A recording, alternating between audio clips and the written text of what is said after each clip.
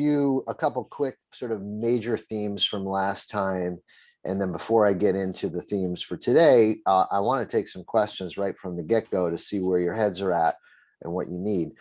Last time we spoke about, in a way, the limits of traditional discipline and punishment and taking stuff away from kids when they're the Incredible Hulk, when they're melting down, when they don't have their logic brain, when their limbic system hijacked their forebrain, and that we talked about using distraction as a crisis tool, ways to distract them. We talked about 3 categories to get to redirect people and distract them, like their special interest might be a very good distraction, something that they really enjoy doing that calms and soothes them. Talked to a kid the other day, severe anxiety, but Minecraft is just that for him. It's his meditation, you know. Novel items, things they've never seen before, can distract them. So you just come in with something really cool, you know, that they've never seen before, and can get their mind off the crisis du jour. Sensory changes. So like just taking a walk, getting a drink, getting a snack. Music is a very important, for me anyway, sensory experience, gets your minds off things. So we talked about that, and then we began to talk about prevention plans, right? And so prevention plans look like this for me. If you're in your school, if you're in home, and you have a behavior plan, and the behavior plan kind of looks like, you know, when the kid does the right thing, we're going to give him a reward. When he does the wrong thing, well, he doesn't get the reward.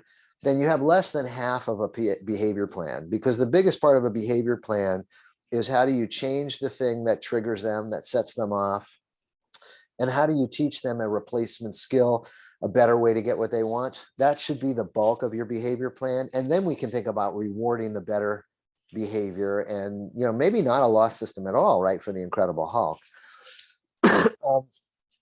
So we talked about different triggers. And this is the map that I gave you. And I just have this in memory. I keep it by me. Like when I have teachers and parents fill out little ABC diaries of behavior problems, if you're a parent and you come to me, I'm going to tell you, you know, can you keep track of the problem behavior that you're worried about in the week leading up to seeing me? And I'll give them this list of triggers, so that when they keep track of the behavior problem, they can see whether the kid might have been hungry or tired, or was sensory overwhelmed or bored, or there wasn't enough visual supports or structure to indicate what the kid should do, or the trigger was challenging work, or the trigger was having to wait, not get what you want, or some threat to self-esteem, like losing a game, being criticized, being teased, or unmet wishes for attention, where the kid is craving your attention, is being ignored, or they're getting attention in negative ways. You know, for most kids who have behavioral issues, it's not just one trigger, it's like 3 or 4 of these. Okay. But what I do, the thing that I can do pretty well is hear you guys tell me about a problem and then kind of categorize it into one of these triggers. And the reason I have that in my head is because if I know what the trigger is, it sends me to the prevention plan. I kind of wrote these out in No More Meltdowns, in my book, No More Meltdowns. And so it sends me to a prevention plan. It kind of gives me a map of what I want to do. So before we get into, you know, this trigger, which we're going to talk about today, we talked about it last time too, demanding work. I talk about it because most of you parents and teachers, you've got to like get kids to do things, to do work. And that's like a huge struggle. So I want to spend some time on it. But can you tell me, you can either unmute yourself or you can type it in the chat. What's on your mind today? What do you want to get answered today before we leave? I'd like to know it now so that I don't lecture at you, come to the end and have 2 minutes left for the thing that you actually wanted to get out of this group today, this session today. So tell me what you need to get out of it. Unmute yourself, wave your hand, put it in the chat. Hello, good afternoon. Is that Claudia talking? Yes. Yes. Okay, Claudia, terrific. Thanks for your question. What do you got? Yes. My only concern that I have is like my daughter, she has the Cornelia de Lange syndrome, but as well, she's diagnosed with autism. She loves stickers. She loves to play sticker on her hands. Wait, I'm sorry, I'm not hearing the word. She loves what on her hand? Stickers. Oh, stickers. Yeah, of course. Yes. She loves stickers. She can place it on her hands and it's no problem with it. But when she put it on her legs, it's like the end of the world. She don't even want to move. She's scared of walking. She's scared of doing everything just because the sticker are on her leg. And to remove the stickers is very dramatic for her. And I explained to her that don't put the sticker on the leg because you don't like it. Don't put it there. Put it on your hand, and it's better for you. And no matter how many times she gets scared, she always ends up placing the sticker on a place that she doesn't like, which is the legs. She can place it any other place, but when she have it on the leg, it's the end What's of the the world. issue? But she keep What's the putting issue? it on the leg. What's the issue, Claudia? It hurts to take it off because it pulls hair out. It's just like a yes. When it's time to take it off, it's just she scream, she cry, and then the fact that she have a stick on the leg, she don't even want to walk. It's like I don't think you need I don't think you need a psychologist for this. I think you need a depilatory expert, a cosmetologist. They know how to get these things. They're like soap. There's certain things that will take the glue right off of stickers.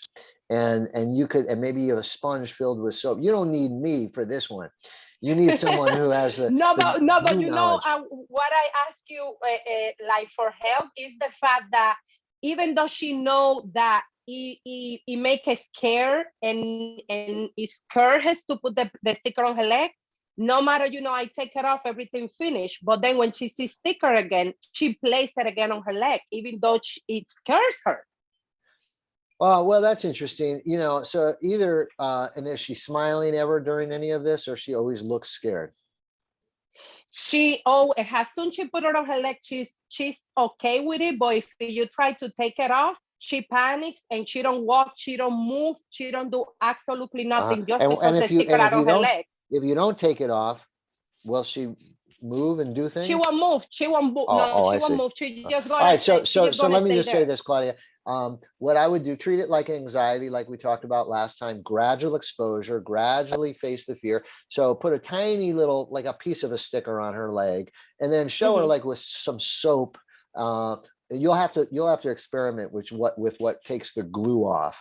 But if you wet it with soap, it might just come right off and it won't hurt at all. And then do a little bit of a bigger sticker and then a bigger sticker, and you give her a reward each time she's able to have you pull a sticker off until she gets used to it. I would play with that. Lots of other questions coming in too. So let me go back in our chat. This is from Saul. I want my son that when he's angry not to want to pull his pants down to show his private parts, and he knows it's wrong. He's 18, high functioning. So lots of kids have this. And now, first of all, if you're saying it's when he's angry, you have to figure out what the trigger is to the anger, and we're going to modify that trigger so he's less likely to get angry. But with regards to inhibiting that behavior, a lot of parents have found that certain bike pants, certain pants that have ties on them, can't be pulled down as easily, like sweatpants that you tie and you can put a knot in it, kind of thing. And so you might want to experiment with that. But the real answer to this question is trying to figure out what makes him angry. And so how do we modify that and kind of show that you're working with him so he doesn't have to protest in this particular way. And look, today I'm giving you, these answers are just the map of the territory. I'm not home. I don't have a chance to see if it's going to work. So I realize this may not be perfect, but I just want to give you a starting point today. Liliana asked, helping students with selective mutism. Definitely going to talk about that today. Okay, Liliana, I'm going to show you a thing I do, okay? To help them gradually face the fear. Let's see. What is the way to stop an autistic child to stop? Oh, it skipped away from me from biting. Let me get back to that. I can't find it now. Okay, what's the way to stop an autistic child to stop biting themselves and trying to pinch or grab others? So, Richard, the answer to that question is to answer why they're biting themselves or grabbing others. It's not a specific behavior. It's not like each behavior has its own separate solution. The key to the solution is the trigger. If they're biting because they don't want to do work, you've got to modify the work and help them with the work. If they're biting because they couldn't get their iPad quickly enough because you told them no, or they had to wait for it, then the answer is to show them how to wait using a timer, using a visual schedule. So you got to know what the trigger is. And that's the way. So just treat the behavior like it's a whole class of behaviors. There's not something specific to biting or pinching necessarily. The question is, why are they doing it in the moment, right? And that's what we got to figure out. Sometimes the mom will have like reinforcers. She'll have like some kind of snack or something, and she keeps giving it to him as he does good work. So but sometimes he wants the whole thing and he gets frustrated, and then he starts to like bite his arm, and then he gets upset. So it's like, so the more predictability there is, Richard, with that. So she's using a more kind of random reinforcement schedule where she just gives it to him in a random way. It might be better to sort of demonstrate, two bits, two tasks, a snack, two tasks, or just something, make it really regular so it's predictable, and then his frustration may come down a little bit, right? If that's the issue, is waiting for that kind of reward. Yeah, I think sometimes he's impatient and he can't wait for what he wants. Of course. He gets really frustrated. Of course. And so we're going to talk about that today, but the short answer is using a visual schedule and visual timers. So it's crystal clear to him when he's getting that snack. There's no, bones about it. He'll know when it's happening. So it won't be as frustrating. Okay. And let's see, Marjorie is asking, how do I redirect my son from hitting himself when he's upset? Look, we don't want kids to hurt themselves. So Marjorie, the answer to your question is a little bit like Richard's. Like, okay, why is he hitting himself in this situation? So because he was frustrated because he couldn't do something, button a shirt, zipper something, or do some work, or in which case we have to help him with the work, right? Or is he hitting himself because he doesn't want you to ask him to do something anymore? He's trying to get you away from him. He's protesting, in which case he has to learn how to say or give you a card for like break, please, or something like that, so he can get a break. So we want to replace that. That being said, Marjorie, we don't want kids to hurt themselves, and sometimes we do hold their hand just so if they're really doing damage to themselves. Sometimes we just have to hold their hand away from their head for a moment. But the only way to really get the behavior to come down is to give them a replacement, a better way to get what they need. That's what the theme is, guys, a better way to get what you need. Ask for a break, ask for help, whatever it is they need. We're going to have to give them a better way to communicate that. So Felicia is saying, select the mutism, and also what do you do when the trigger is telling a child what to do or giving them instructions, even if you try to give them options or try using a first then visual board. So Felicia, we're going to talk about that in the next segment, but sometimes when kids, balk and resist at the very first thing you ask them to do, don't ask them to do it. Do it for them in front of them. Show it to them, because that's a smaller step on our fear cycle. If kids are afraid to do work, then the first step on the fear ladder is just let them watch how to do it without doing it first, which is how we all do things, right? If you get a new job and you're just thrown into the job, that's much harder. Shadow somebody else, watch somebody else do it first. So that's how I would start, Felicia. Let's see. And also a child whose triggers are certain noises that can not be avoided in certain situations. Headphones, noise canceling headphones, if you can predict it. Like the more we can predict when the noise is there, because kids really do have sensory issues, and it's a real thing, and they don't always habituate. So we might have to use some noise canceling headphones if it's not a predictable noise that they can go into new situations with. Sherry Ann, there it goes again. Sherry Ann asks, let's see here with my mom, my 18-year-old son picks at his sores and cuts. He's autistic, diagnosed last year, also has sensory processing disorder, also has a phone in his hands, constantly has trouble focusing on anything else. So there's a lot of self-stimulatory behavior, which is often regulating. I have a lot of kids like this. There's no perfect answer, but sometimes you want to, again, replace it. Some kids find like a jewelry, like a jewelry with something, like a necklace with a pendant at the end of it, something you could fiddle with.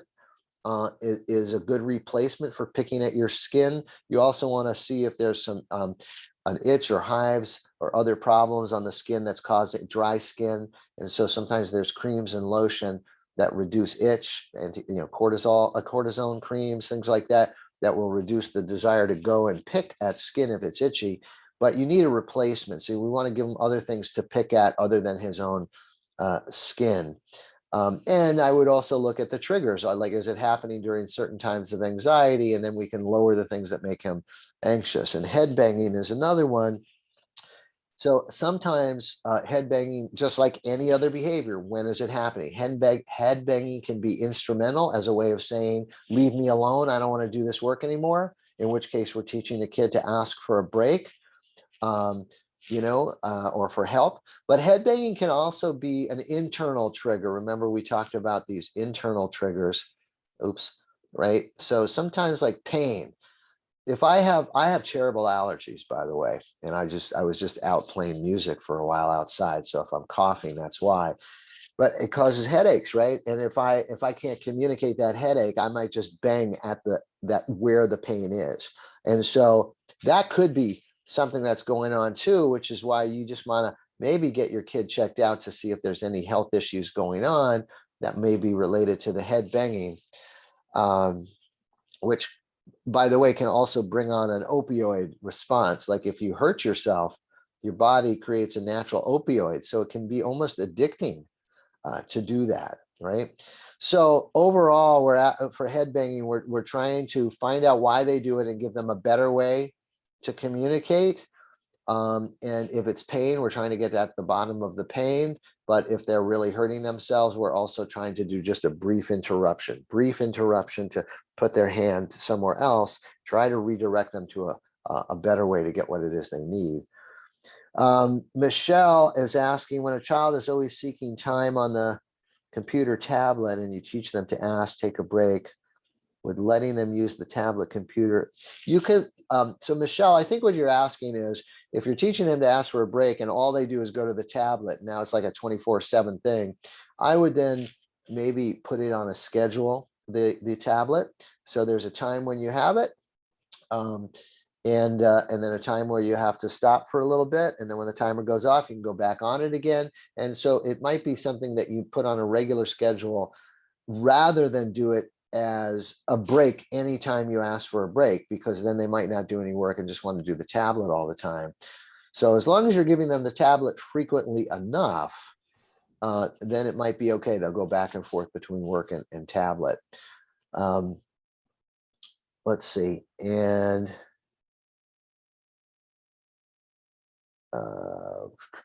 Karen asked, when my 9-year-old, this will be the last one for now, and then I'll get into some info.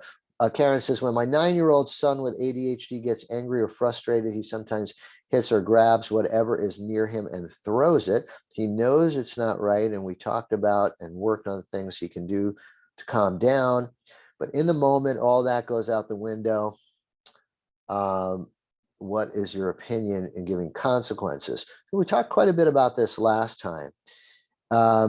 I don't want to give consequences to the Incredible Hulk, and I certainly don't want to give consequences if I haven't taught him a better way to manage. And here's the deal with your 9-year-old. I know you've taught him a bit, like, how to calm down. But what we really need to do is not just calm him down. We have to figure out what's the first link in the chain. Let me explain what I mean by that. My 2 kids are sitting at the television, and my daughter takes the remote control and switches the channel. My son gets mad and hits her and explodes on her. And I say, you know not to do that. You're supposed to come and talk to me. Too late. It's already happened. Should I punish him? That's kind of what you're asking. The answer to the question is, before they sit down for the TV, just before, while Dr. Banner, Forebrain still exists and they're not the Incredible Hulk, I'm going to remind him, your sister might take the remote. And if she does, I want you to come to me and I'll make sure she understands she can go upstairs and watch TV so you can continue to watch your show and not switch the channel. Get it into the Dr. Banner Forebrain seconds before they need it. You can't work on this skill the day before and expect them to do it. That's not the way skills work. You have to get it into the Dr. Banner forebrain, really like just moments before the problem might occur. That's your best strategy to get ahead of this problem. And another thing, you sit in between them. You set up the situation where it's like a better way to do it from the get-go is if it happens at a certain time of day, I send my daughter to one room with a TV and my son with another room. Like, so you want to prevention more than clean up on aisle 7. You understand what I mean? Clean up on aisle 7. You don't want to be cleaning up after the fact. You want to prevent it. All right, let's get into some info, guys. Or actually, we could just be done. There we go. We've answered every question. We're all good now, right? Thanks. No, I'm sorry. Excuse me, I have a question. I was just waiting. Okay, I was just kidding anyway. Okay, thank you. What's your question? It's a more of like, okay, so my son's autistic and he's 11. And so in the moment, he has serious meltdowns about everything. And so I think last year and a half, he's learned that he's different and he's aware of it. So that brings on a lot of frustration. And so I see him thinking the meltdowns, even though I know what to do at times, the meltdowns are so bad that I am unhinged and I'm frustrated. And so what I know what to do, I don't do because I'm just overwhelmed. And so my biggest concern is him going back to school. And I know that I can talk him down a lot of times. And so what I really need is because I'm not a behaviorist, but I know that's exactly what he needs. And I'm trying my very best. And so when the meltdowns happen, you want to call the police. That's how bad it is. And so my fear is having that behavior continue. I don't want to try meds because he can reason at this point. So I'm at my wit's end, so to speak. Okay. And so I need I'm glad you're here. I'm glad you're here. What's your name? What's your first name? Oh, it's Camerly. Camerly? Yeah, Camerly. Camerly, let me just say to you, I want you to have hope that things will get better, but it's not a quick fix. But for you to manage your own emotions, you must have hope and knowledge that you're going to learn what creates a meltdown for your son, and you're going to start to create these prevention plans for the situations that set them off. And that is the map that I'm giving you today and last week. I want you to take in these maps and slowly but surely start to prevent these problems. You don't have to have a special behaviorist background to use this, and so I'm going to give you this map today for different triggers, and you're going to slowly apply it to your son. And what you want to see, he's still going to have meltdowns, but he's going to have less. And the meltdowns will last less time the older he gets, as he brings some good forebrain thinking to the Incredible Hulk. Okay. So if you can be patient with me now, I'm going to go through that map with you, and let's circle back with you at the end to see if you've learned some ways to get ahead of the things that make him melt down. All right. Yes. Thank you. I appreciate it. Sure. Good. All right. So let's talk about demands for work. That's when you're trying to get kids to do their classwork or homework. How do we change the trigger? Right. So it's easier, simpler, less frustrating work. And how do we teach you a better way to handle it? So I talked a little bit about it last time, but I'm going to do it again today. I'm going to show you a video of a situation in which a father, this is from YouTube, a father is trying to get his daughter to do a math worksheet on place value. So he says to her, this is what's in the tenths column. This is what's in the hundredths column. And then he asks her the first question, what's in the thousandths place? But she can't answer it. She'll start to get frustrated, bang her head, and scream. You're also going to hear mom and a sister in the background saying something about a red house. You could just ignore that. But look at dad.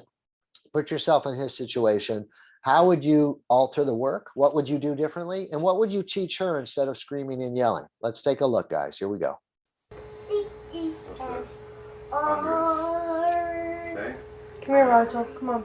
Where's your big eraser? What do you need? Stop scribbling all over your paper like this. I need to go into red house.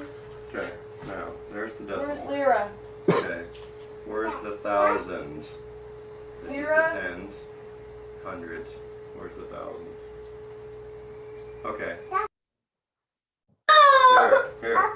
Look, I'm helping you. Up to red house. Look. Okay, what's this? I don't know. I've written it, so now you do know. Tell me. This is the chart. I don't know how to play this stuff. Here you go.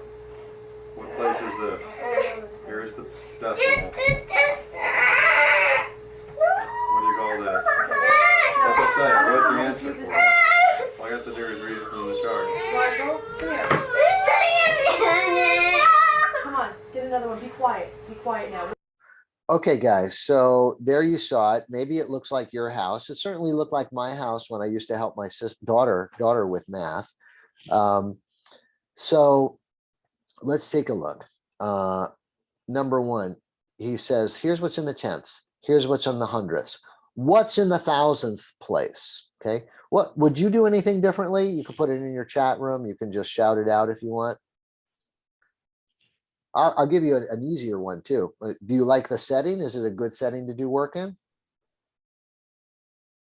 No, because there's a lot of distractions going on. Yeah, it's noisy. So what we would do is try to have a quieter setting if we could. What about his approach? Here's what's in the tens. Here's what's in the hundredth. What's in the thousands place? She's not going to understand that. So yeah, he started with maybe the most difficult one, right? He showed her the tenths. There's a decimal point, then there's the tenths, hundredths, thousands. In a way, that's the hardest one. I mentioned last time, use what we call the 80-20 rule. 80% of what's easy you give them to build their confidence before the 20% that's difficult, right? Make them feel successful first. But what he did is the first question he asked was hard. She couldn't get it. So then he actually says to her, I told you the answer, just say it.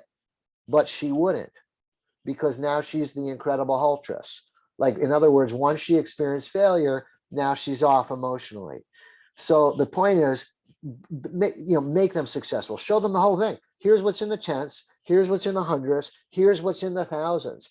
Which one do you want to do? Oh, the hundredths, you mean the number 5? Okay. What is the hundredths place again? What number? 5. Yes, you got it right. We call that errorless learning. When you have kids who get frustrated a lot, show them how to do everything at first. Don't let them make a mistake so that they don't feel frustrated. Okay. And then eventually, once they have enough confidence, you can let them make a mistake and then we'll work on it, right? Or ask for help or something. Another thing to do that's very simple is simply reduce how many problems are on one page. Okay. If she sees, 12 place value problems on a page, she might freak. You have kids who just won't even come to the table, right? They hide when it's time to do work. They run away. Show them one problem, show them 2 problems, put a timer on. We're going to work for 3 minutes, take a break, 5 minutes, take a break, shorten it. What should we do with her now? She's yelling and screaming. What are we going to do with her now? Take a break. We could take a break. We don't want to take a break if somebody's avoiding the work, but she's not running away. She's there. She's just frustrated. I'm happy to give her a break. So what's the word we use for the way to calm down? What's our crisis tool that I talked about today and last week? What's our crisis tool? How do we calm and soothe people? The art of distraction. Distraction is it. Exactly. The art of distraction. We're going to try to get her mind off of it. So all of a sudden I take out my Disney book of princesses that she loves, and we look at those princesses together, and she calms down. Now that she's calm, what should we do?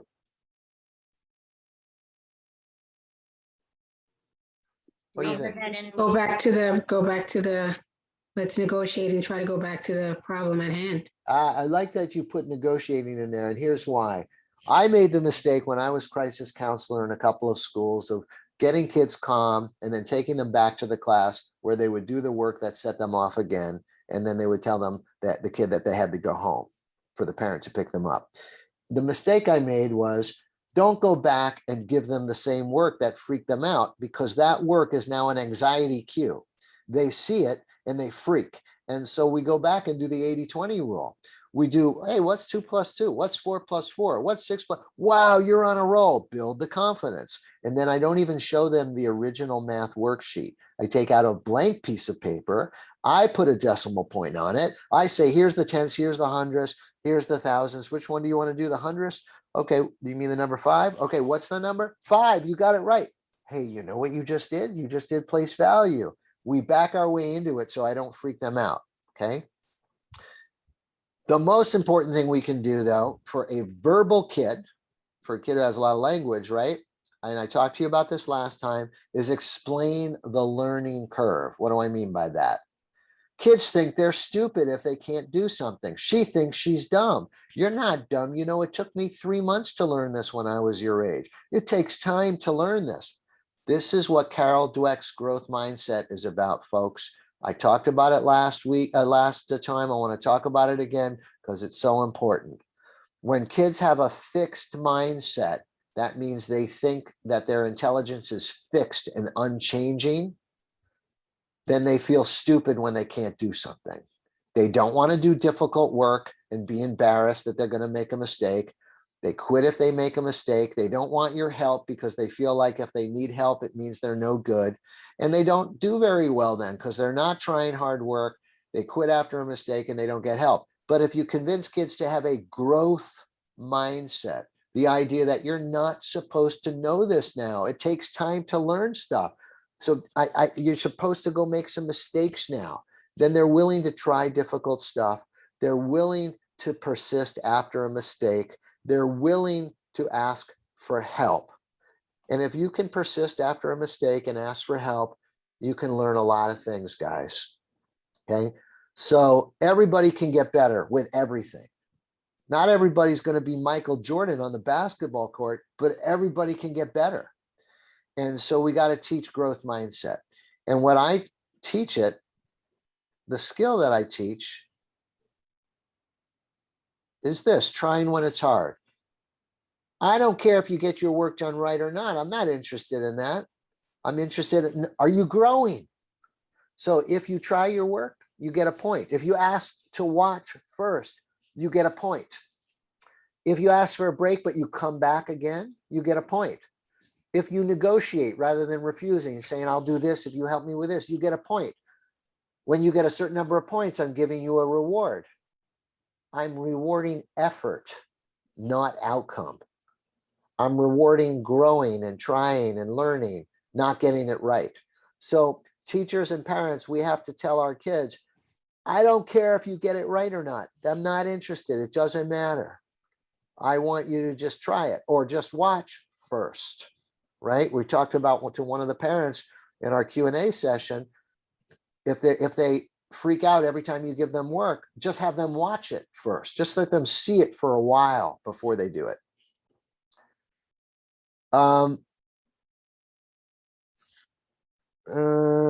Okay, fine. I'm going to show you this video. If you go to YouTube, you're going to see videos like this that I made. If you type my name, Jed Baker, No More Meltdowns, you'll see some videos like this. So the skill we just talked about, trying when it's hard, there's a little free video on YouTube that you can get like this anytime. There's about 6 or 7 videos we made, but here's one. Here's the one on trying when it's hard.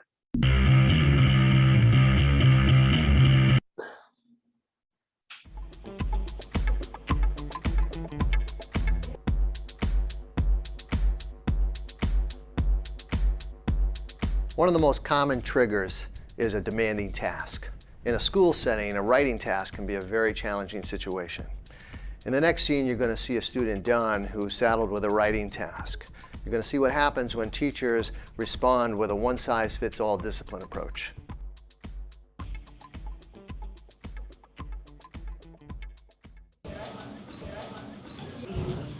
Hey, John, I need you to fill out this application, some personal information, and 4 pages more, I believe. I am not doing this. Don, that's not how we speak in class. I got to put your name on the board. You know that. It's a warning. That's a warning, kiddo. Can we get to it now? I said I'm not doing it. All right, I gotta put a check mark next to your name. Now you know. Don, I gotta call your parents now. No picture. You gonna do it? Still too hard. Don, that's a detention. You know not to do that. Now you go to detention. I don't care. What you just saw is a student and a teacher who weren't sure how to handle a demanding situation. Our student Don needs to know how to cope more effectively with a difficult writing task. He needs to learn how to try when it's hard, how to ask for help. So our next step is to teach him those skills. Don, I want to teach you about trying when it's hard. So when we give you work in school, are you supposed to know how to do all of it already? No. No, exactly. You're not supposed to know everything already, otherwise you wouldn't need to be in school. Right? So when we give you work to do, you can try it, but if you don't know how to do it, you can ask to watch first. Okay? You can ask for help, because that's how you learn, by getting help. You can make a deal. You can say, if I do this part, Dr. Baker, will you help me with that part? Yes. Or you could ask for a break if you need it. So instead of getting mad or throwing stuff, you can do any of these things. Ask for help, ask for a break, any of this to try when it's hard. Just because we teach Don how to try when it's hard doesn't mean he's going to remember to do it. That is, to generalize it to a real deal situation. We're going to have to remind him just before we give him a difficult task, like writing. That's what you'll see in the next scene.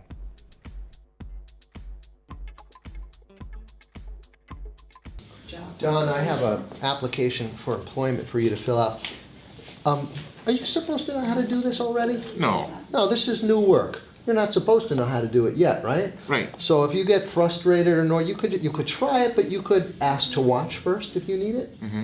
Okay? Instead of yelling or screaming, you could say, help me. You could ask for help. Mm-hmm. You could make a deal with me if you want. You could say, I'll do this part if Dr. Baker, you help me with that part. If you want a break, you could take a break too. A minute, two, and then you can come back and try it again.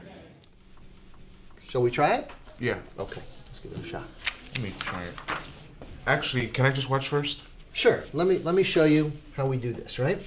So Don, this is where you put your last name. So I'll write my last name here. And that's where you would put your last name. Up here, I put my first name, right? So this is where you'll put your first name. In the next scene, you'll see Don continue to use the skill trying when it's hard, this time by asking for help. Can you help me? Sure. Now, do you need help with the answers, or do you need help just writing them? Just writing them. Okay. All right. Tell you what. I'll write them, and you just tell me what the answers are. Okay? Okay. So they're asking for city and state. So what city? What city are we in? Livingston. Okay. So I'll write that for you. In the next scene, Don continues to try when it's hard, this time by asking for a break.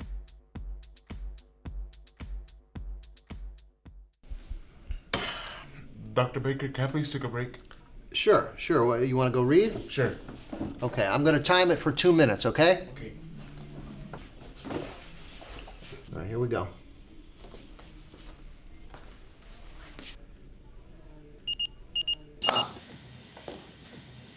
All right, break over. Let's get back. We'll do a little bit more, okay? All right. All right, good job.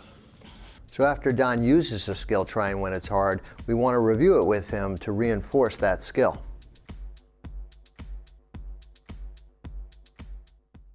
So Don, did you try when work was hard instead of getting angry? Yes. Indeed you did. Did you ask for help or ask to watch first if you needed it? Yeah. And did you take a break if you needed it? Yeah. So instead of getting in trouble, you managed new work. You learned something new, right? Right. Give me a high five, man. You're the man. All right, great job. I learned about it's okay to ask for help. No one's perfect. And when I ask for help, I don't get in trouble or angry. So what did we learn? Instead of escalating the problem, we taught the student a better way to cope with the situation. We primed him on that skill before the task, coached him in the moment, and reviewed with him afterwards to reinforce that skill. So by the way, one of the keys to that video is I didn't teach this to him on a Monday and then pray he'll magically do it on a Thursday, right? The goal is you teach it, but then you got to tell him hey, remember, if there's hard work, just before you do work, I got to communicate with the teacher. In this case, I was the teacher, but we'd have to communicate with whoever's going to have them do work to remind them, hey, listen, if you get frustrated, remember, you can do this. Prime the Dr. Banner forebrain just beforehand. Okay. We talked about dealing with fear and anxiety last time. And so I'm going to do it more quickly today, but I want to focus in on selective mutism a little bit, since some of you have spoken about that. And the goal of dealing with fear and anxiety is to get people to gradually face their fear, right? And the way we do it is to talk to them, think like a scientist, persuade them by thinking like a scientist, by doing things like exercise and mindfulness meditation. And sometimes medication can be a tool to calm people down enough to do this. So first order of business is, well, this is just about that you don't have to deal with every anxiety. Sensory issues, I don't always deal with people who have noise issues, because if somebody's afraid of a fire alarm, I just rather get them out of the building before the fire alarm goes off. I don't want to have them sit there and listen to a fire alarm in order to face their fear and get over it, because kids with sensory issues don't get over it so easily. So certain things we just can avoid, but other situations we want them to eventually face their fear. So I'm going to zip through this a little bit and talk to you how I speak to kids. First of all, every kid I work with who's verbal is going to get from me a list of their strengths and a smaller list of their challenges. Because if I'm going to get them to cooperate with facing a fear, they need to know how wonderful they are, so they're motivated to address the fear, because what we're saying to them is their fears, we don't want their fears to get in the way of their strengths. Like I had a kid yesterday I was working with, and he's actually a very bright kid when it comes to math. Reading and writing is more difficult for him, but he understood his strengths in math and that he could become an engineer, a computer programmer. And he has a lot of anxiety. And we just talked about, with all of his talents and what a future he could have for himself in school and career, we didn't want the fear and anxiety to get in his way. And so that got him to cooperate. He was a kid who doesn't want to meet with a therapist, but somehow I convinced him to meet with me at least for a second time. Okay.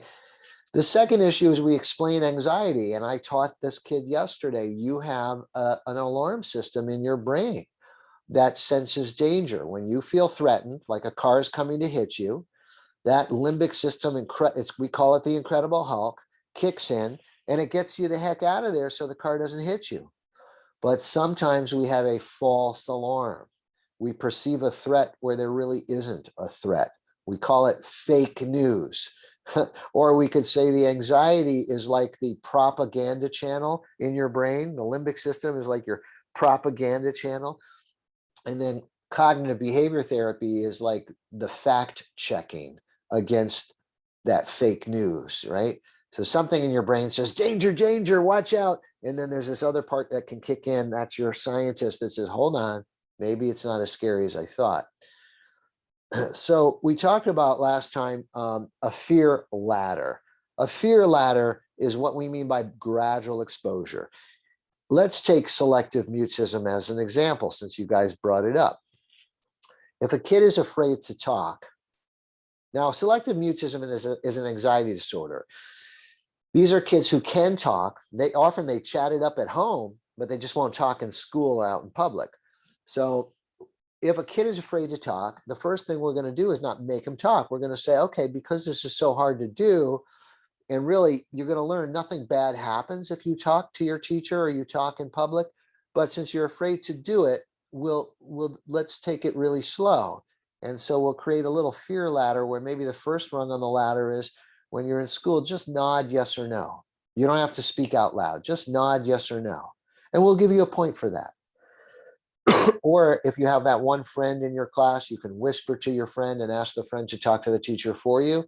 That's 2 points. That's worth 2 points. Or the next rung on the ladder is whisper to the teacher or other people in the class. That's worth 3 points.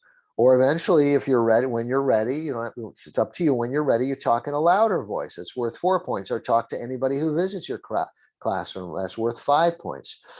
So we're setting up a ladder of like fearful kinds of things. With on the top is like the easiest thing to do, and then it gets a little harder, right?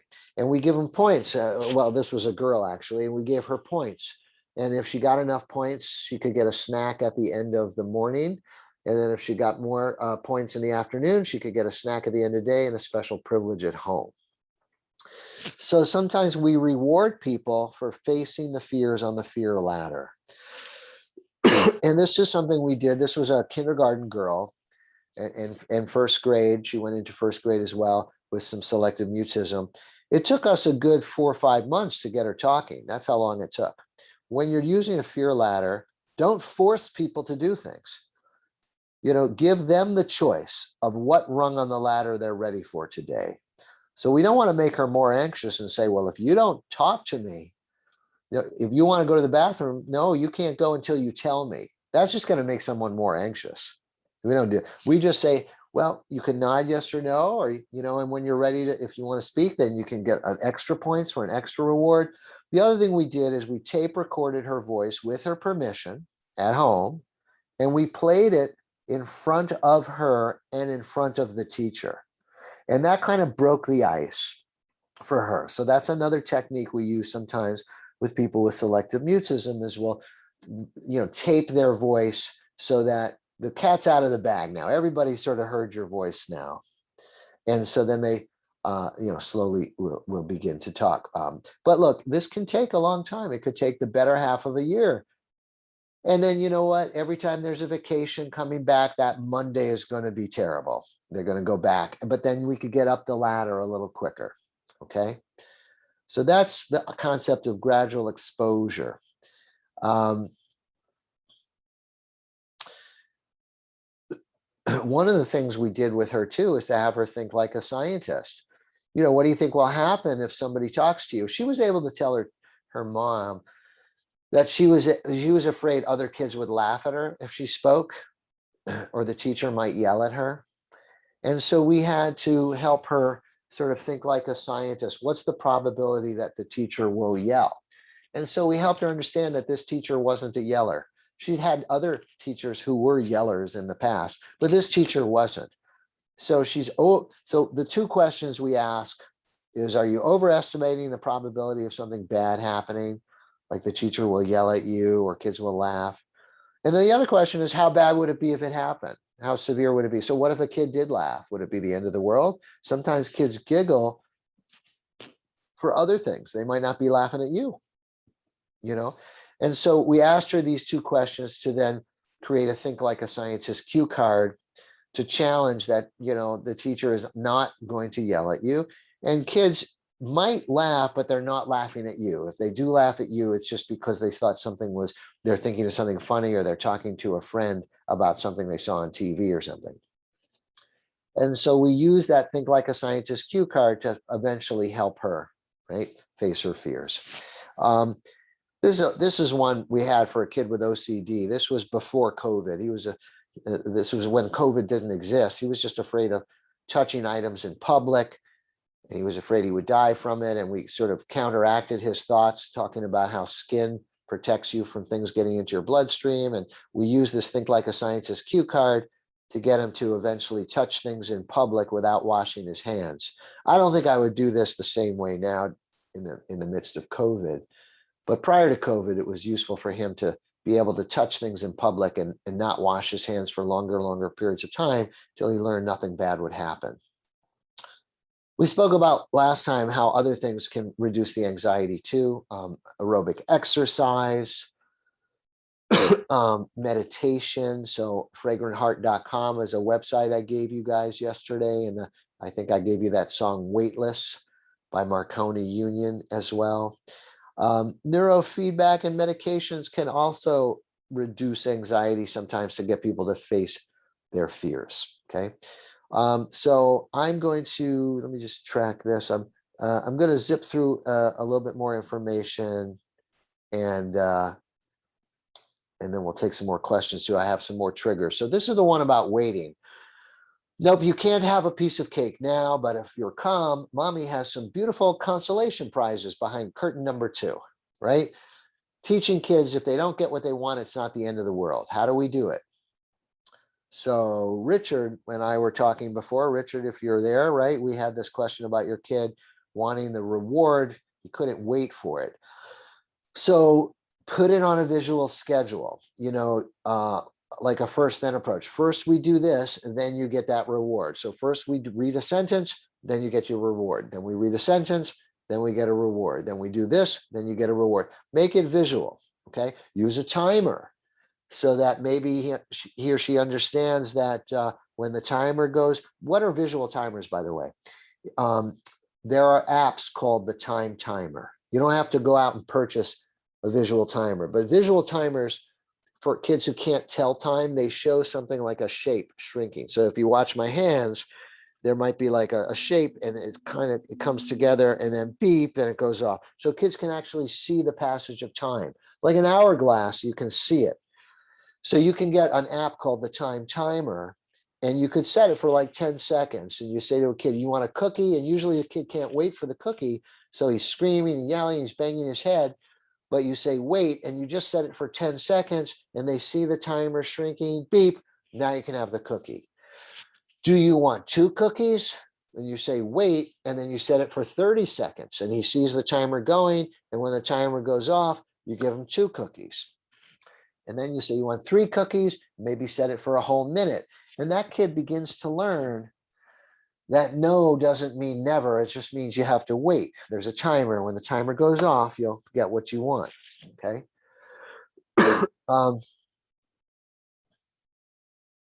Someone has a question here. A lot of questions, probably.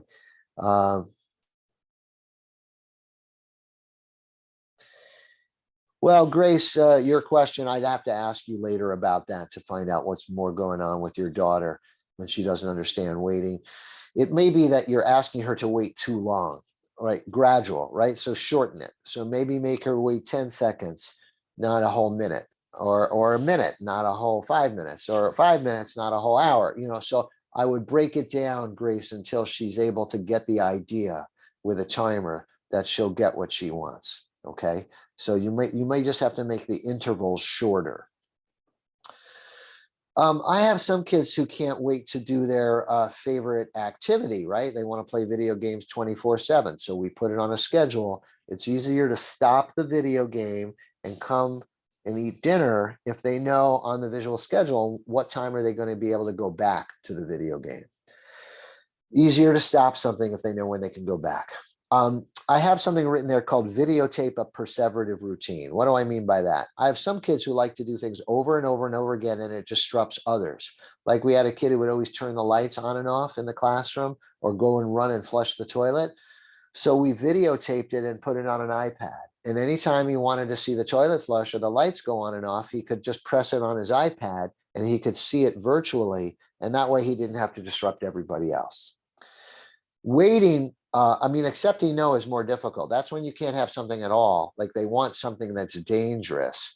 Like when my 11-year-old wanted like the most dangerous video game, I didn't want to give it to him. So I'm going to show you a video of me working with some 14 to 21-year-olds. When they didn't get what they were on the autism spectrum, and when they didn't get what they wanted immediately in their home schools, they would hit staff members. So they got kicked out of those schools and they came to Rutgers, an alternative high school we created at Rutgers. And they had me teaching this skill, accepting no. When you don't get one thing, if you're calm about it, you'll get something else.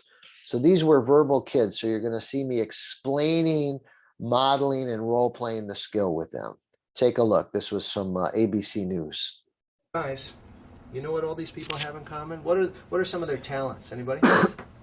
Asperger's. They have Asperger's. What does that mean? What are some of the strengths of people? That's exactly what I think, right? Say it again. Advanced species. AS stands for advanced species, okay? A lot of people with Asperger's syndrome are brilliant, talented people, right? Oh, I have kids with Asperger's, students with Asperger's, who, all of them experience stress on a daily basis in terms of handling the academic and social demands. Some people handle that by withdrawing and becoming depressed, and they don't really bother anybody else, but they're having their own internal struggle. Others handle it by externalizing and acting out and becoming sometimes verbally or sometimes physically aggressive. I'm going to get ready to interrupt you, to stop you right in the middle. You going to deal with it? Yes. Give me a high five. I'm so pleased that you did that. Can you put down? Because watch what I'll do. Watch what I'll do. Go ahead now. Did he stop in the middle? Great job. Give me a high five. Great job. A lot of social skills just come naturally. You sort of know what to do because you're reading other people's minds, not like a psychic, but just getting an idea of, if I can accept no for an answer, the person will be cool with me, and then I may get what I want. That just comes naturally. You're reading that perspective. That's not coming naturally for these guys. All right, check this out. Wait a second. I want to teach you something first. Hold on, Stefan. Sometimes when you ask for something like pretzels, people might say no. Look at number 56. Right? Sometimes people say no when you ask for something. Get used to it. Well, if you do get used to it, if you're cool about it, if you don't get mad, others will be pleased with you, and they might give you what you want later. Or if they can't give you that, they might give you something else you want. Right? You can make explicit what's not coming naturally. That's the purpose of these skill lessons. Pam, can I have some of that chocolate? I'm sorry, Jed. That belongs to somebody else. You fascist! You're a fascist! I hate you! I can't stand you! But what you saw was just skill acquisition, just the knowledge of skills. And so what we did today won't go very far unless we also make efforts to generalize those skills, meaning to remind them of this issue seconds before they might need it. Did I accept no about the chocolate? Did I accept that? No? She was not pleased? She wasn't pleased. That's right. David, how was she feeling when I yelled and called her a fascist? Uncomfortable. Did it make her want to give me the pretzels? No. No. We're always keeping them on sort of aware of the light at the end of the tunnel. And so we don't always have to create the artificial rewards for that. They already exist. For the most part, all of us have something invested in maintaining control. There's always something good that happens if we maintain that self-control. Oh, you want to see that? Yeah. No, not right now. Oh, give me a high five. No. You did. Okay. So just because we teach them how to accept no doesn't mean they're going to do it in the right moment. To generalize this skill, folks, we would tell these kids every morning what they might not get because it might be raining out. So maybe we can't go outside. You'll have to play inside. But look, I brought your favorite musical equipment and photography equipment. Priming the Dr. Banner forebrain ahead of time before they get caught off guard. Okay. How do you do that for less verbal kids? Do it on a visual schedule. You have a visual schedule, and then let's say it's raining out that day and they always look forward to going out and playing. Well, you cross out outside and you put in its place their favorite indoor board games, like I bought in Connect 4 or something. So you use a visual photographic schedule to show them that you've replaced something. There's a change in schedule, but you're scheduling the change in schedule. You're showing it to them ahead of time, so it won't take them off guard. And why it's worth living, right? That there's something good. I also use a disappointment point system. So if somebody doesn't get something they want, we'll put a point on the disappointment poster. When we get 20 points, we go to the school store or we go to the family store. So every time you don't get something you want and you're okay with it, more or less okay with it, maybe you grunt, but you don't hit people, you get a point. And then when you get 20 points, you get to purchase something. So it's a way of helping people understand if you don't get this, there's always something else to look forward to. Let's talk about handling mistakes and correction and losing a game. You remember Carol Dweck told us you have to make mistakes to learn new stuff. Remember growth mindset? Like you're gonna make mistakes to learn something new. I always do this with folks, and you're going to have to unmute yourselves for this one. But when I teach people why, that mistakes help you to learn, I always do this little gimmick. I want you to say the word silk, S-I-L-K, silk. We're going to say it together 5 times fast. Can you guys unmute yourself? Ready? Here we go, together. Silk. So What do cows drink? What do cows drink, guys? What do cows drink? Milk. Actually, cows drink water, people. Cows drink water. All right, you can mute yourselves now again. Well, actually, even unmute for a second, because you learn from your mistakes. Let me show you how you learn from your mistakes. Cows drink water. Calves, the little ones, drink milk, but cows drink water. We're going to do it again, though. We're going to say silk 3 times fast. You ready, everybody? Here we go. Silk. Okay, what do cows drink? Water. How did you know that? You see, you know it because you made a mistake, and that's how you learned. Okay, so mute yourselves again so we don't hear your background noise. But anyway, that's what I tell my perfectionist kids. I want you to make a mistake because it tells me you're going to learn something new. So if you make a mistake with your work and then you get help, you learn from it, that's going to be worth 2 points on your behavior chart. If you get the work right the first time, well, that's just worth 1 point. Okay, you get more points for messing it up and, getting help. Same with losing a game. If you lose a game and you don't get mad, you win the invisible game, the game of friendship, the game of self-control, you get 2 points. Well, if you win the game, that's only worth 1 point. Anybody can deal with winning a game. It's if you lose a game, you don't get mad, you get 2 points. So that's kind of what we do for our perfectionists. We also have to help kids who get criticized or teased, right? We teach them how to handle teasing. You check it out first. Did you mean that? Did you say that on purpose, or are you just kidding around? A lot of kids are just playing with you. So we teach kids that sometimes kids are just playing. They don't really mean it. So ask them, did you mean that? Tell them to stop calmly. Can you stop? Ignore it. Report it if it continues, right? We teach them how to handle it. But the other thing is we got to protect them from teasing. The best way to handle teasing and bullying is to create a peer community that stands up for our kids. I'm going to show you a video from ABC News. They came and filmed some stuff we were doing at a middle school that I worked at back in 2006 when I was once a young person. So take a look. Last night, we met some young people who have a form of autism called Asperger's syndrome, gentle, vulnerable children who had become the targets of constant taunts from classroom bullies because they are different.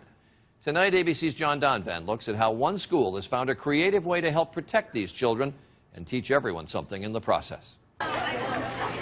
Middle school, where the worst thing when you're one of the different kids, as Noah Orant is, the worst thing is the other kids. In my old school, I never had many friends. I was just merely called Game Boy Freak or stuff. Game Boy Freak? Yeah. That was before. This is now.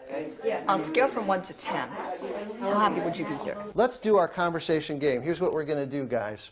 This year, Noah attends Millburn, New Jersey Middle School, where psychologist Jed Baker is proving that the best protection for kids like Noah, who was bullied for years for his disability, Asperger's syndrome, a form of high-functioning autism, the best protection is the other kids. What's your favorite game to play? Can't tell. Can't tell. It's a secret. It's a secret. I'm just kidding. I think it's cool, like that. Even though they're not like me, I can still have things in common with them.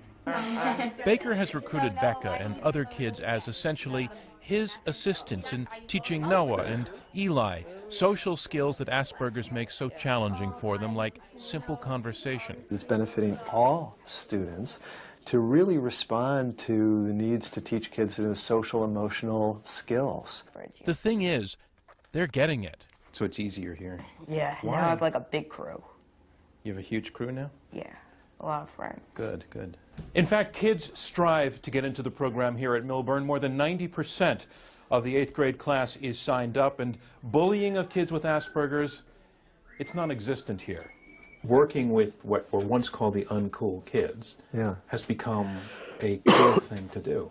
Yeah, I think it's part of the identity and value of a lot of the peers in that environment to be sort of a good person. Imagine that. Yeah. You want to find out what game she likes? What games do you like? I like Some kids especially need a lot of people just ignore them. It makes me feel really good that I made somebody else smile or just make their day. It's like I'm in heaven here. Really? But back there, it's like hell. So this is heaven. Yes. What Noah and other kids like him are learning here, they're going to need it because in the world outside, Asperger's will always make them different, and most people don't get the lessons they teach so well here at Millburn Middle School. John Donvan, ABC News, Millburn, New Jersey. So I put a video up for you to talk about bullying, right? And if you're videotaping it, by the way, it's already up on my Amazon author page. You can get it anytime you want,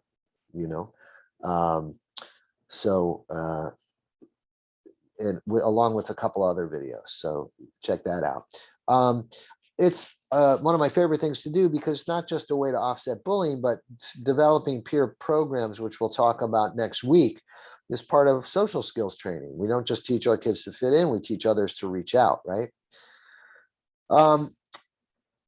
Let's talk about kids who get attention, not always in the right way, right? When they really want attention. First of all, kids who need your attention all the time, schedule it. I had a kid who would interrupt class all day long. And we gave her some one-on-one time with the teacher, put it on a visual schedule so she knew when she could have that teacher's attention, and that way she didn't interrupt the class. Some of our kids use a red light, green light system. So if you're a parent and you're on the phone, you can have a red light, like a red traffic light. Don't interrupt now. And then green means you can come talk to mom. But I want to talk to you about kids who get attention in ways that aren't always appropriate. By which I mean provocative ways. I don't mean the kids who come up to you and ask what your birthday is because they perseverate on birthdays. That's done because that's what they're thinking about. That's a passion for them. But I mean a kid who might come up and say something inappropriate, like my high school kid who would go around high school saying, "Are you a virgin? Are you a virgin?" And then he would go to the airport. He said, "I had a bomb." And he was getting attention in a lot of negative ways. Kids like that, we sort of teach them okay and not okay ways to get attention. I use the words here, public and private, but you could use okay, not okay. You could use expected for the setting, unexpected,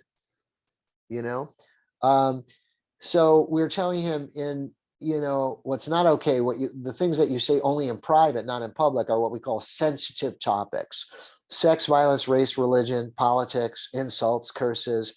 These things you could talk about in private. Ask your parents about it, your therapist, but don't do it in public because it can be provocative and upset people. Related to this skill of public-private is, I always call it a sensitivity to the listener's interest. I have a young adult group that meets every Monday, and they've had to learn we had some Trump supporters and some Trump haters in that young adult group. And they would set each other off, and they had to look around and see who's here before they knew what they could open their mouth and say. Okay. So we say these are private things: sex, violence, race, religion, politics. But what you can say in public is, and these are some good conversation starters: past, how was your week? How was your day? How was class? Future, what are you going to do after school? What are you going to do this weekend? Present, hey, what are you guys doing? What are you guys looking at? What are you guys playing? Common interests, or the other person's interests, which, by the way, is the best way to make conversation. What do I know about you? I hope I'm not revealing anything, Mark Corallo, but your daughter's an incredibly talented singer. And so I just always want to ask about what's going on in her singing career, what's happened. But that's a better question to ask Mark than, hey, how are you? That's more generic. So anyway, we would show this public-private card to our kids as a learning tool before they go out into public, right? The other thing you might have to do is teach the other kids not to respond to the inappropriate thing that the kid said. So if a kid said, "Are you a virgin?" Don't laugh, walk away. But if they ask you how your week is, come back, and talk to them. Some kids we've used response cost, where we had a reward for them. Like this kid I was talking about, he got a Coca-Cola at the end of the day, and he got to watch The Simpsons, the cartoon. when he would go home. But if he said anything inappropriate, he'd get a warning, then he'd get another warning. The third time he'd say something, he would lose the Coca-Cola. So this is a loss system. And I'm willing to use a loss system because he's not the Incredible Hulk. He's not dysregulated. He's just almost too happy. Not dysregulated with negative emotion, but dysregulated with positive emotion. Okay. Let's just talk quickly about sensory issues and self-stimulation. Kids, everybody has a right to an environment that works for them. A lot of kids on the spectrum are overwhelmed by too much sensory input. A lot of kids with ADHD are chronically bored. There's not enough stimulation, especially when you're just talking at them. And so for many of our kids, you know, we need a more engaging environment that has visual supports and hands-on work and such. For kids who are overwhelmed by noise, they need to have safe places that are quiet where they can go and relax. Okay. And so these are some of the things we would set up. Now, what I want kids to do is to be able to learn how to advocate for that. Like I have like young adult group, they have some intellectual disabilities. One of the girls in the group used to scream at people when it got too loud, you know, shut up, shut up. But then she learned to say, Dr. Baker, it's too loud. You know, can I go to a quiet area? And I'd set up a quiet spot for her and I'd go get her when I got everybody quiet again. A better way to advocate for yourself, right? Let's talk a little bit about self-stim. Hand flapping, body rocking, scripting off of a TV show. When you see a lot of that, it means somebody's trying to regulate or calm themselves. Why are they doing that? It might be that we're not teaching them in the right way at that moment.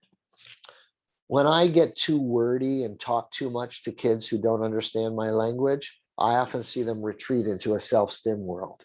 If I come back and do something a little more simple in terms of language, touch your nose, touch your head, touch your shoulders, then I re-engage that kid. I see the self-stim often go away a little bit. Okay. So think about that when you see a lot of self-stim. Maybe we're not engaging their brain right now. There's a sensitive topic I want to talk about. So if you're watching this with your kids, just consider this is a sensitive topic now. Public masturbation happens for a lot of our kids on the spectrum because they just don't know the rules around sexuality. And that's a type of self-stimulation, right? And so we try to teach them, you know, the where. This is something you do in the privacy of your bedroom or your bathroom. And I'd have a photograph of that actual place, not just a picture of any old bed, because then they're going to go to Sleepy's in the mall and think like that's the place they can do that. So have a photograph of their private place where they're allowed to touch themselves if that's what they're going to do, right?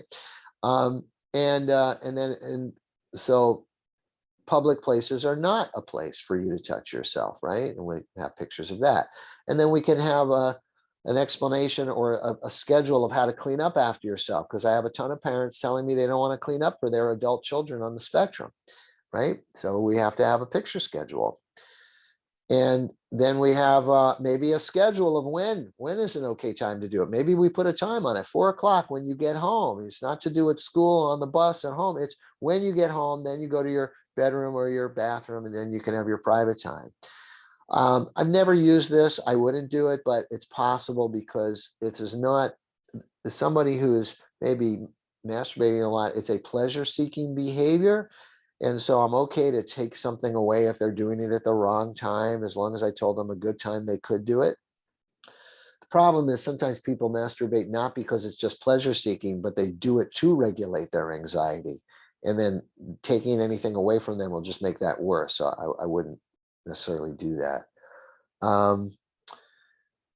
The last thing I wanted to, second to last thing I want to talk to you about is just with kids who touch other people inappropriately, we sometimes have to kind of carve out what's okay and not okay touch, especially in COVID world now, right?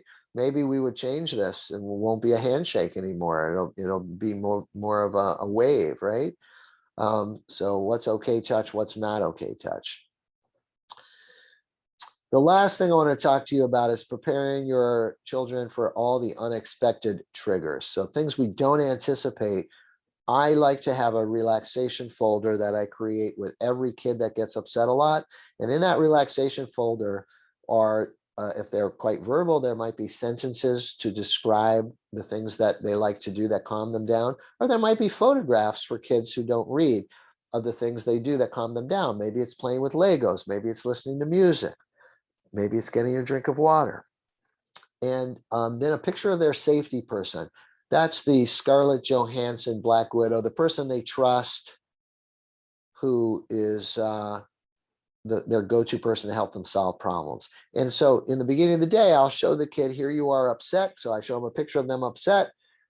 Here's a picture of you doing the activity that calms you down, and then a picture of you going to the person you trust to help you solve the problem. And then when they get upset later in the day, I bring out that schedule again and see if they can follow it so that they can go and play Legos on their own to calm down and go to their safety person, right? What I add for the verbal kid is some self-talk. We tell the verbal kid, you know, I don't know what's going to happen today. Good things, maybe some bad things. Whatever happens, I promise you, we can make it better. All problems can be solved if you could do two things. If you can wait and talk to the right person. By the way, the waiting is the hardest part here. How many times has your cable gone out on you? How many times have you lost your iPhone? How many times have you lost your car keys? We've all been there. It's a solvable problem if you can wait and talk to the right person. How many times has your computer crashed? You lost something you were working on the computer. It's a solvable problem.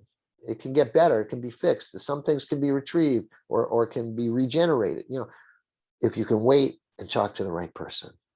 That has to go into the Dr. Banner forebrain before they get upset. So when they get upset, you say, hey, solvable. If you can wait, we're going to figure this out. But I may not be there as soon as it happens. Can you wait an hour? Can you wait till 24 hours, till the next day for me to solve it? Get that as a general concept in people's heads, that whatever the problem is, we will solve it. We'll make it better. All right, guys, I am going to stop and take some further questions from you about anything. Let's see. Anna's asking if she can have the notes, Mark. So I think that I did not send yet a PDF, but or did I? Mark, I think the one that you had last time, this should be the same. Yeah, I can forward it out to everybody because I have the attendance list from Zoom, so we can forward that out. And also, the webinars that we're holding now are being recorded and will be uploaded. We have a new District 75 YouTube channel for the Office of Autism where Dr. Baker's webinars will be available. So if you just go into YouTube and type District 75 Office of Autism, you can find the webinars there as well. Questions, guys? What questions you have for me?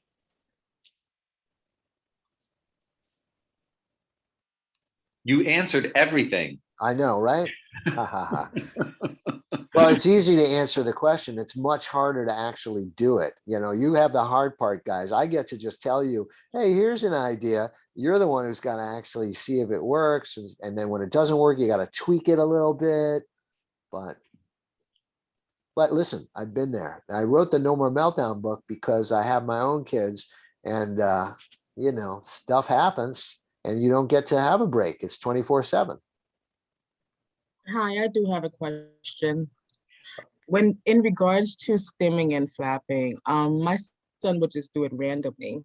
So would you suggest that when he does do it to engage him in something that he would be interested in?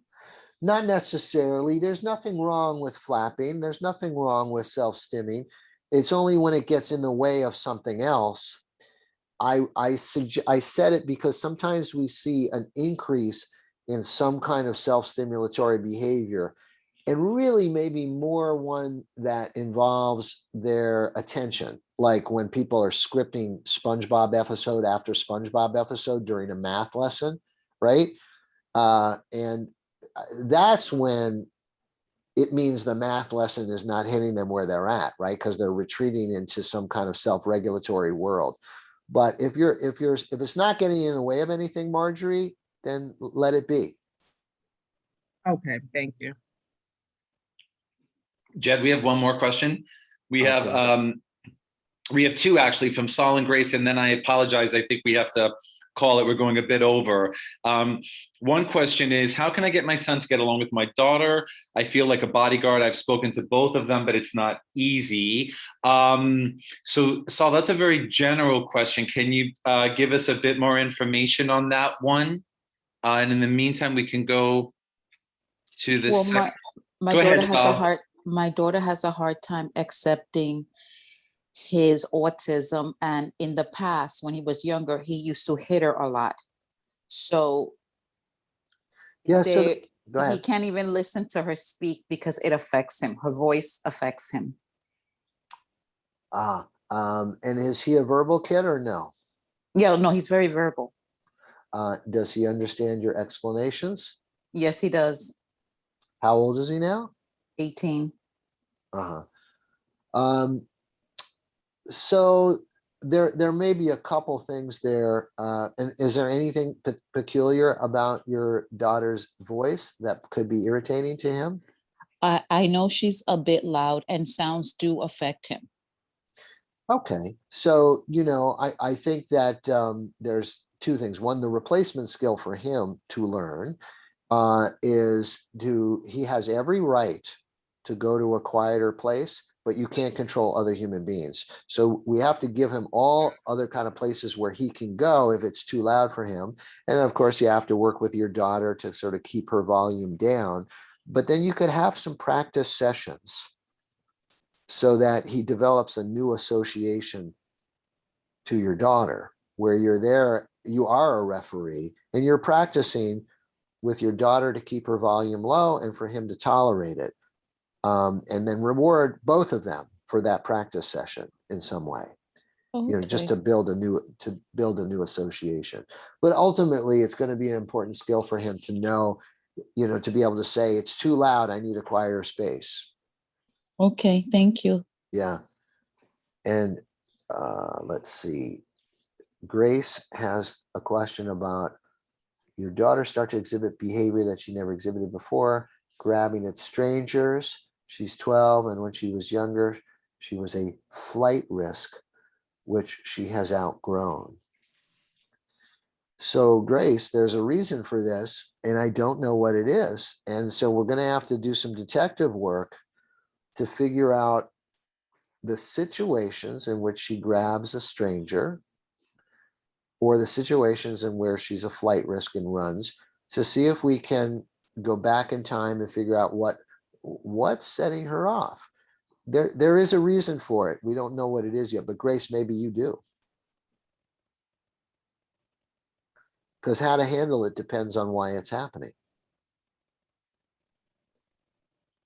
Yeah, a thought that just came to mind, Jed, could be, is there anything happening before, or is anyone reacting a particular way when she does reach out and grab strangers? Does she seem to react to that type of reaction if that does happen? It's just sort of something that came to my mind. Yeah, or is there a pattern to who she grabs? Do they all look a little bit alike? Is there something about that, where she's, equating them with someone in the past?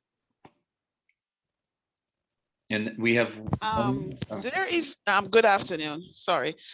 There is no pattern. When I noticed this behavior first is when I took her to a pediatrician, and because she was a flight risk before, one of our practices is that for her to learn to walk independently, and I shadow her. So when I enter the building, she was walking behind me, and I go towards receptionist, and I heard somebody said no, and when I look around, she was there grabbing at a person who was sitting down. But at first I thought maybe because she was used to the area being quiet and empty, and it was very filled that day with a lot of persons because the vaccine was being given out.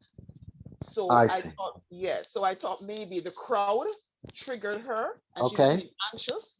But then 3 weeks after, she did the same thing again, and this wasn't a crowded area. This was where she went for therapy, and we were getting off the elevator, and someone was coming towards us, and I just see her run towards the person and grab it off at the person. I had to say, no, stop.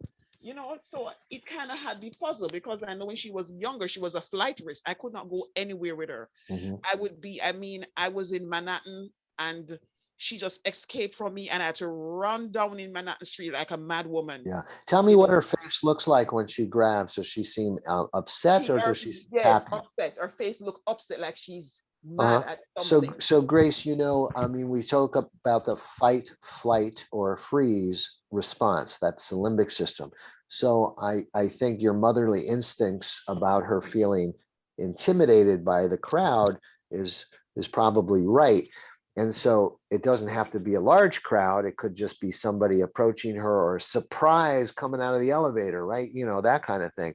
And so we might want to do some video, social story of how to respond in public settings when there are other people and how to feel safe, you know, and maybe there are things that she can have with her that feel safe. Maybe she's holding your hand that can feel safer. Like I know you're trying to get her to walk independently, but it might be that she just needs a little bit more safety in public. I have another client like this. She doesn't grab, but she just, you know, if she sees anybody in public, she'll hide her face. She'll hide from. Yes, she used to do that before. She would start hiding her face, like cover her eyes. And I would say, no, you have to move your hands from your eyes. You have to see where you are going. Like when I take her in the public, the first thing she'll do is like cover her eyes and like she don't want to see. So Grace, think about this again, since it's anxiety and the treatment for anxiety is gradual exposure. How do we set up a little experiments, little fear ladder, little steps for her to be around somebody in public and kind of tolerate it for a minute without grabbing, tolerate it for 2 minutes without grabbing, tolerate it for 5 minutes without grabbing. We're going to get her used to it. And how much language does she understand when you speak to her? She was minimally verbal when she was younger, but her language is improving a bit. So she just started understanding no and yes, like over the 2 years. So it might be harder to explain that she's safe, but what I would do is think about if she has like a transitional object, a teddy bear or a doll or something that she feels comfortable with that she could have with her when she goes in public, something to make her feel safe, maybe be close by you, hold your hand. And then do the gradual exposure. And you might have to set it up with like, you know, your friends coming by. Okay. To get her used to being around people and not having to hide. I really don't have persons coming by my own because she just start learning how to keep clothes on. So yeah, I get you. Right. Well, you know, I know a place in St. Martin you could go to. It's the nude beach on Orient Bay. But other than that, no, I don't think that's going to work. Not that I've ever been there, folks. I'm just saying. So I think she needs a little bit of that gradual being around people with safety. And so you're going to have to maybe set it up with a friend to pass her by in the street kind of thing or wherever, you know. Okay. You can show her videos ahead of time of what we do when we're in public. You know, you might take a video. I would even do a videotape lesson for her where you're walking to like the doctor's office, edit out the part where she grabs people. Okay. But what you could do is you could take a video of her walking like to the doctor's office, and when there's somebody else around, maybe she's clutching her doll or she holds your hand as like that's the way to do it. Rather than grabbing the person, she grabs for her attachment person, the person she trusts, you. Okay. Thank you. I'll try it. Thank you. Sure. Do we have one more, Mark? Or now it is time, isn't it? It is, unfortunately. It's 5:30. But we will continue this next Wednesday. We have Dr. Baker's final webinar. And so if we weren't able to answer any questions today, please feel free to ask your questions again on Wednesday. Mark, there is one important one just about a suicidal statement, and I just want to respond to it if I can. Of course. First of all, you know, we always have to take seriously when somebody says they want to kill themselves, but it is a behavior, and we want to do the same thing with it as we do with all our behaviors. Why is it happening in that moment? Because Sherry Ann is just telling us that her son will say he's just kidding, he just did it to get attention. But he may not just be doing it to get attention. He may do it because I don't want to do my work right now, or I think you're going to punish me because I just broke something, or I didn't do what I was supposed to do. And so find out what the function is. A lot of times it's kids trying to beat you to the punch if they feel that you're going to punish them. And so instead of saying I'm going to kill myself, just say, you know, I'm sorry, and then I won't punish you, kind of thing. So you figure out why he's doing it. Give him a replacement skill, something else he can say besides that. Because the problem with saying you're going to kill yourself is, A, if you're serious, it is clearly dangerous. But if you're not serious, it still can get you kicked out of school, to get a psychiatric eval, or even in the hospital. So we got to teach a replacement. Okay. I'm sorry, Mark. That's all I wanted to say. No problem. I apologize. I have a Shih Tzu on the loose, so I apologize about that. But I wanted to thank you all again for your time, as always. We will have our final webinar next week. Dr. Baker has been working with us regularly, so we will certainly have more in the future. We want to get this information out to the community, to the parents, and to the staff, teachers, therapists in our New York City schools, so we can provide you with this information. Again, we are District 75, the Office of Autism, who are providing you with all of this information. As always, Dr. Baker is a wealth of knowledge, and we hope that you were able to have a lot of your questions answered. It's always an ongoing process with our kids, for sure, and we're here to support. So we want to thank you again for your time, and we look forward to seeing you at the last webinar next week on Wednesday, 4 o'clock, same time. If any of you need the information or the link again, please feel free to email me, and I'll make sure that I get that to you. I apologize. There was a glitch with the second link, but there is not a glitch with the third, so not to worry about that. All right, and wishing you all safety as always, and thanks again. Thank you. Be well. Thank you. Bye. Thank you. Thank you, Mark. Thank you. Thank you. Thank you. Bye.